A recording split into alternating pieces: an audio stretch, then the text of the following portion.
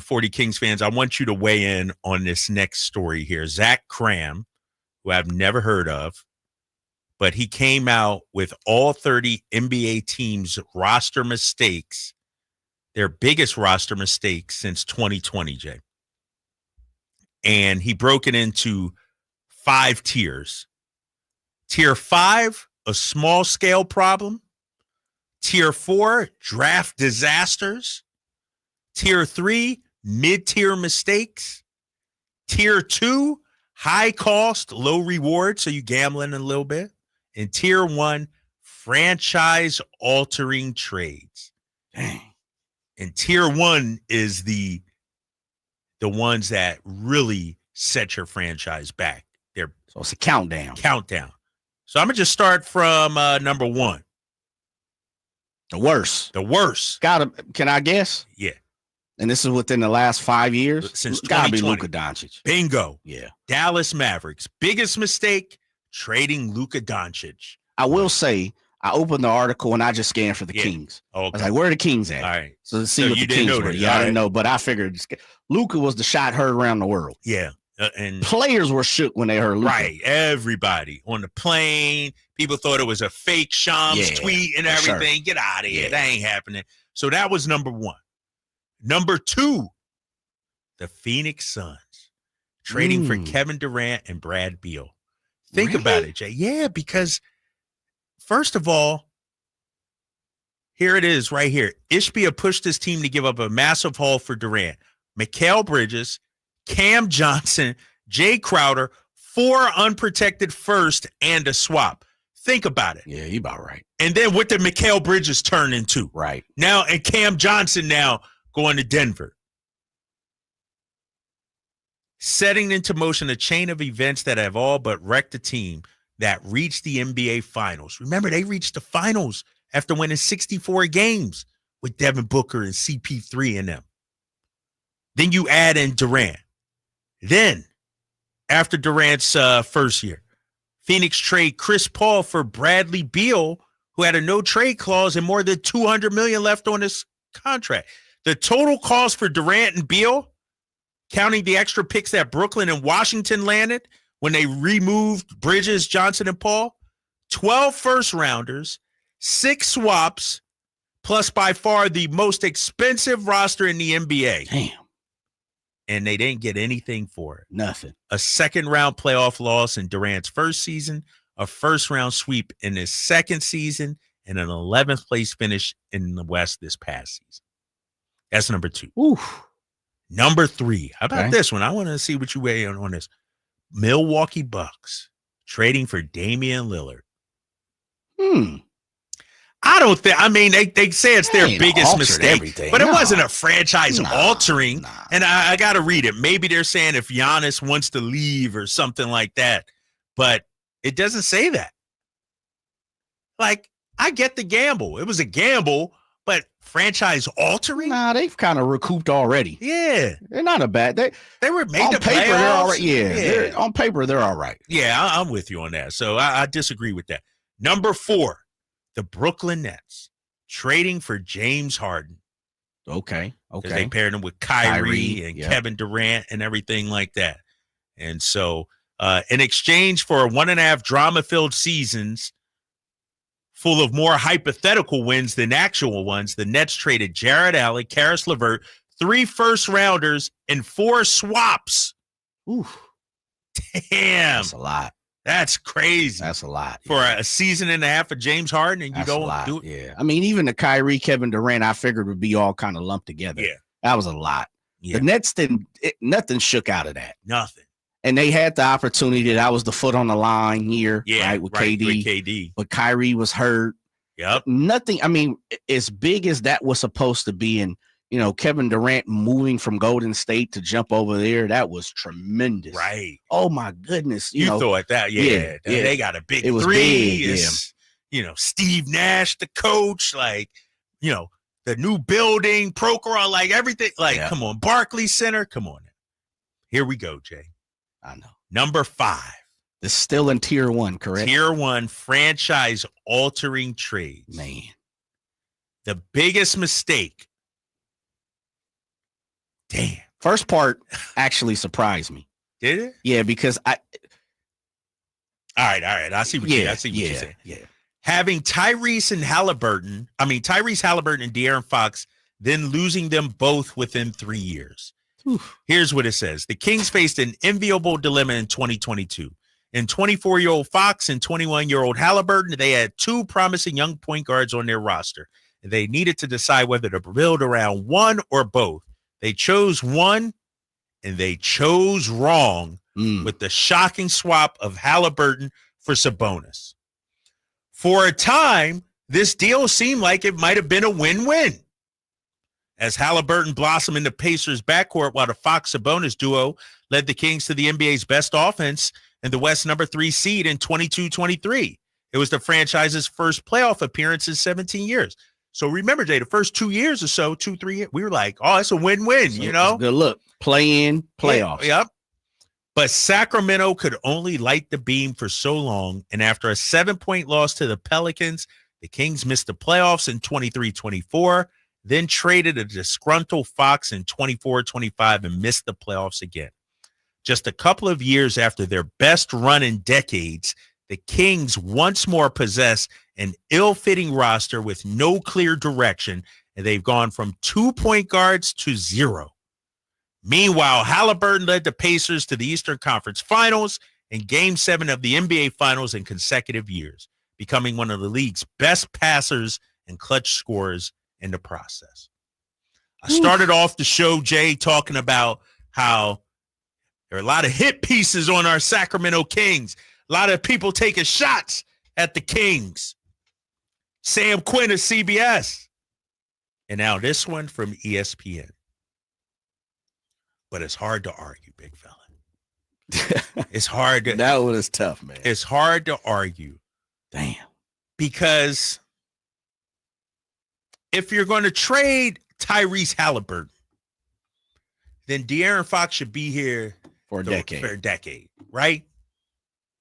Or if you trade De'Aaron Fox, now you got Tyrese Haliburton for a decade. Mm-hmm. 3 years after, we don't have either one. Halliburton's an all-star. Fox is knocking on all-star. And now we got Domas, who's been an all-star. But in today's NBA, you got to have a guard play. And so for them to be number 5, and I'm not going to argue, no, they should be 10 or 2 or 1 or whatever it may be. But we got to remember how we got to this point, Kings fans. And I know it hurts because I didn't want this show to be all negative. We're talking about Scott Perry and Sam Quinn ranking the Kings front office 28th in the league out of 30. But the only way to move past the Haliburton, the Fox, and all this criticism is to get back to the playoffs and make a run. Win a series or something like that. How far are we away from that? $1 million question, brother. That's the $1 million question, right? It is when we know it, we've lived it, we've seen it, we've breathed it. And when I read it again, I was like, dang, you know what? We did have Haliburton. We did have De'Aaron Fox. We had a lot of opportunity. It felt like a lot of opportunity. Truly. And to see it rewritten again, it's like, man, you're just poking at the bear. You're peeling at the scab. I'm not going to sit up here and badmouth De'Aaron Fox. But man, boy. How much are you putting it on De'Aaron Fox's shoulders? Because when history rewrites itself, who's taking the fall for this one? Is it Fox or is it Monty McNair? It's going to be the Kings. It won't be Monty. It'll be the Kings because it'll be the disorganization of who this team is and who they continue to be. And it's not, and I can't wait for, down the road to to get the real and the truth as much as I feel like we know a little bit about certain things. You know, we know some of the truth. But I do know this. There's not a shadow of doubt in my mind that Ty Haliburton didn't want to be here forever. Right. Or until something, said otherwise. Right. Right. I'll be honest. I've heard it. Don't know. But I never got that. I never got that from De'Aaron. He wanted to be that here he wanted forever. to be forever. Yeah. Like I look at De'Aaron as and this is let me try to put it to a way where I can explain it better. Yeah. I don't want to be misunderstood. I think Tyrese is someone that is a lifer. Like if he plays at the same level he can play at and has played, and it's going to be different with Achilles, but if he gets close, I could see him retiring as a Pacer. He's the type of guy to me that says, I'm loyal to the soil. I'm loyal to who rocks with me. And I'm going to make the best of any situation. And as long as I'm comfortable, as long as I'm having fun, as long as I believe we're competitive and so many different assets aspects that go along with that, I'm going to be okay playing for that team. I think Tyrese is the type of person you could put in the middle of Cambodia if it's an NBA team, and he'll figure out how to have fun, how to enjoy it, be a professional. I ain't got no. Again, it's coming. I don't want it to be disrespectful. I think De'Aaron treats the NBA like a business, where I think Tyrese is like, I like playing hoop. I love playing hoop.